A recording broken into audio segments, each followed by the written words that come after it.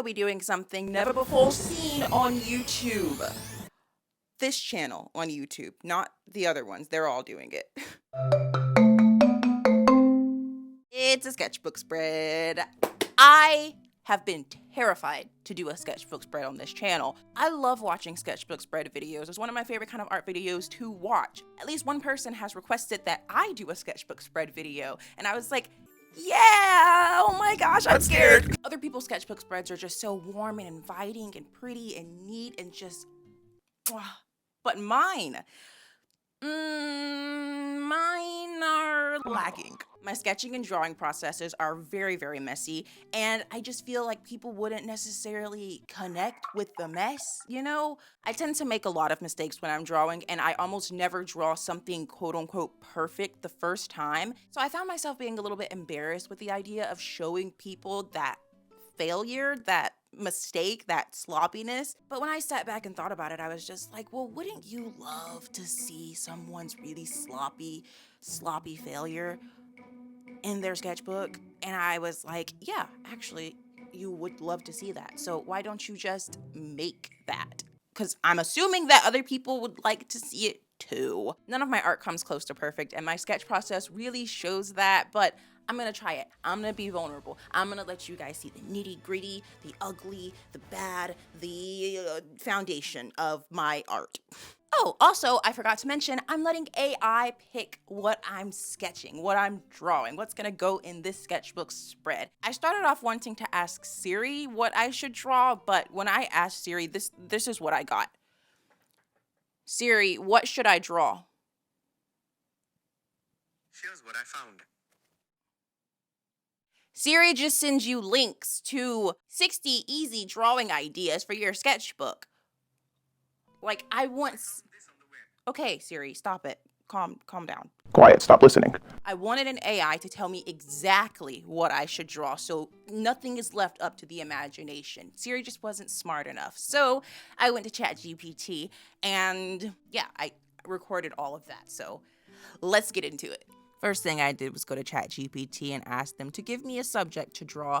It suggested a serene lakeside sunset. I did not want to do a sunset, so I said no sunsets. I just want a solitary subject. And then it gave me this: a contemplative cat sitting on a windowsill. Yes. Yes. And I always remember to thank the AI for its help, because when the robots rise to end humanity, I will survive. Moving right along into the actual spread, I started by sketching a cat. This cat was not it. I kept trying to convince myself that it was actually going to turn out okay, and I was just like, girl, just trust the process. You got this. I, in fact, did not have that. This is the kind of thing that I was talking about earlier. I always feel too embarrassed to show this part. It just makes me feel like not an actual artist if I'm messing up so much, but I have to let go and realize that artists mess up, okay? Artists mess up. Sometimes we draw something that's terrible and it's a failure. Sometimes we draw something that we really like. But overall, the failure isn't actually failure because it's just a lesson. That's all this cat really was, a lesson. One that I failed real good, but in failing, I really succeeded because, say it with me, we learn from our failures. I erased that practice cat and then I started over, and the second cat was much better. There's just something so helpful about figuring out what you shouldn't do first in order to help you know what you should do. I hope that makes as much sense to you as it does to me, but if not, then just pretend like I said something truly profound that blew your mind, and now you see the world for what it is, and your art's gonna be better tenfold because of it. Or don't, it's your life. Even though this was just a sketch at the beginning of the spread, I did go ahead and ink it just because it felt right to do. Then I went straight into the second sketch of the page. I'm just trying to figure out how I want my little cat character to look. In the first sketch, the cat was a little bit more on the realistic side, so I wanted to try to draw an anthropomorphic cat, kind of make it more human-y, but like still cat. So that's what the second sketch was all about. I drew a cat sitting on a windowsill, kind of human-like, kind of cat-like, but I really liked how this version of the cat looked a lot more than a realistic kind of cat look. Up until this point in my art journey, I haven't really been that interested in drawing animals, so I haven't known there to be a way that I like to draw animals, but now that I'm drawing them more, I'm realizing that I really love to go the anthropomorphic way, giving them a bit more personality instead of just making them look like like their natural selves. I think it's because it makes them a lot more cartoony, and I love cartoons so much. So while I definitely don't have my own personalized style just yet, I do feel like I'm making progress and getting closer and closer to that point. Back to what's actually happening on screen, I realized that I didn't really know what a contemplative face looked like, so I looked up some references and tried to draw them out as best as I could so I could maybe kind of understand how to make him look like he's contemplating. From my references, I gathered that one eyebrow needs to be raised, maybe one eye is a little bit more open than the other eye, and a nice straight mouth doesn't hurt anything either. So after I felt like I had a decent enough understanding of what a contemplative face looked like, I went ahead and started sketching the actual thumbnail for the drawing that I was going to do. I ended up going with the idea of a windowsill nook area because I felt like since he's kind of human-like, he can't really just fit on a regular windowsill, so I gave him like more of a space to sit. I started out with my little bean body, and I probably should have found a reference for the pose, but that's another thing that I need to work on. I gotta start finding references because my stuff be looking janky. The thing is, when I actually do use a reference, the drawings come out much better than if I didn't use it, so I don't know why I just don't use them all the time. Long story short, don't be like me, kids. Always use your references. That is a lesson I am learning myself. Anyways, now that the thumbnail is sketched, let's move to the next page to the actual drawing. Now, I can't draw a straight line to save my life, so I did enlist the help of my ruler. His name is Bluey. I'm definitely one of those people to give names based off of color. I had an orange cat, named it Orangey. Had a gray cat, named it Gray Gray. Blue ruler, Bluey. I even recently got a new 18-inch clear ruler, and guess what his name is? Cleary. As you can tell, I've got a pretty good imagination going. Stellar imagination aside, it's time to think of a nice story for our cat friend. I'm very shocked and happy that so many of you seem to love my stories. I tend to come up with them as I'm editing the video, and that's usually because I don't really know how to explain what I'm doing, so I just come up with stories. So I'm glad that you guys actually enjoy my little cop-out, because if I had to actually explain my art, we'd be here all day. I quickly realized that I did not like the nook as just a plain flat wall, so I ended up adding cubby so I could put books and a blanket and a fishbowl in that, but you'll see that later. Anyways, on to the story. Okay, so the cat's name is Cherry. He's sitting in the windowsill looking out at these two birds that are in the tree, and he's contemplating just how he can catch these birds. He's already tried on multiple occasions, but he's had no success, so he came back inside, and now he's sitting just trying to really figure it out. Contrary to the typical cat and bird stereotype, he's actually not trying to eat the birds. You see, Cherry is not like typical cats. He doesn't eat meat. This has brought on some teasing from the other neighborhood cats, and no one really wants to hang out with him because they see him as weird and different. Cherry still wants friends though, and since he's not having any luck with the cats, he thought,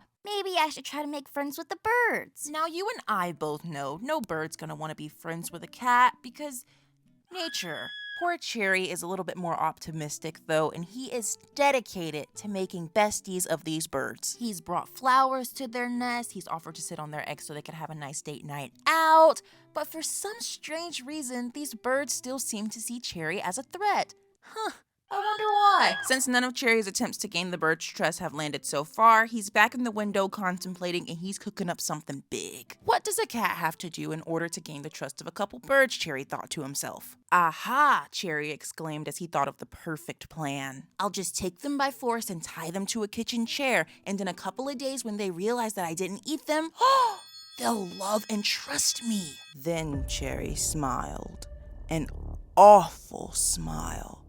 Cherry smiled a wonderful, awful smile. No, I'm kidding, that's the Grinch. As I'm editing this, I'm still rocking his full outfit deep into January. I like the Grinch. Yes, Rizzy, we know. So anyways, yes, Cherry's big plan is to bird nap an innocent, unsuspecting family of birds. So he puts on a mail carrier's outfit, goes to the bird's tree, climbs up, knocks on their little bird door, and says, I have a package for delivery. The bird wife answers the door, but she didn't order a package, so she's confused. She calls her husband over, but he also didn't order a package, so they're both confused. The bird husband eventually just asks Cherry what's inside the package, to which Cherry responds, seeds. Bird seeds. The bird dad is pretty cheap, and he's excited about this. He's like, free bird seeds? I'll take it. We'll sign. So he starts signing for the bird seed package, but while he's signing his name, he realizes, wait, we're birds. We don't get mail like you.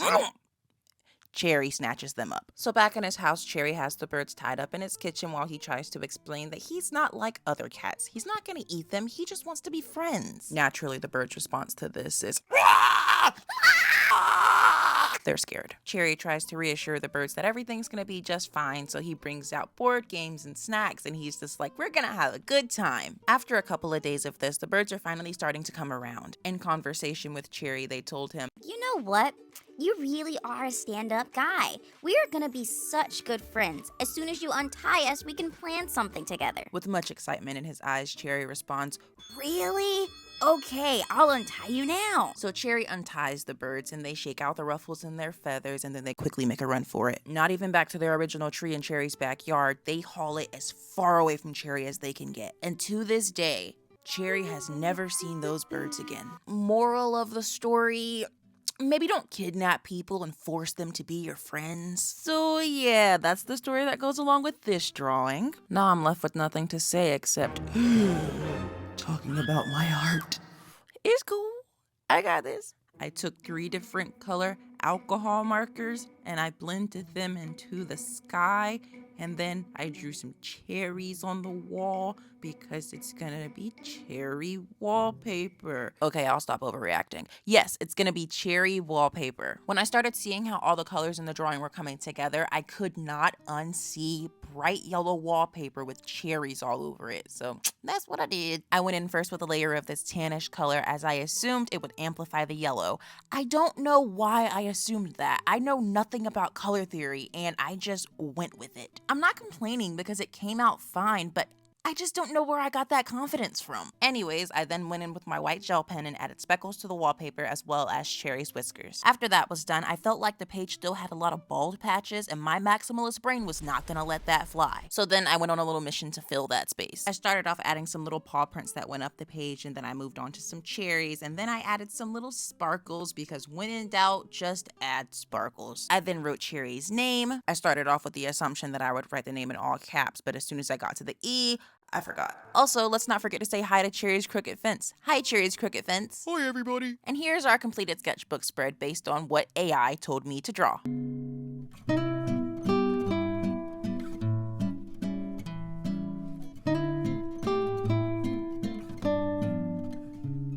So that was me for the first time ever filling out a spread in my sketchbook. It actually was not as daunting as I thought it was going to be. If you guys made it to this point in the video, I thank you so much for watching. Don't forget to do all the things: comment, like, share, subscribe, and turn my notifications on so you'll be notified whenever I post next. With that all being said, I will see you guys in the next one. Bye!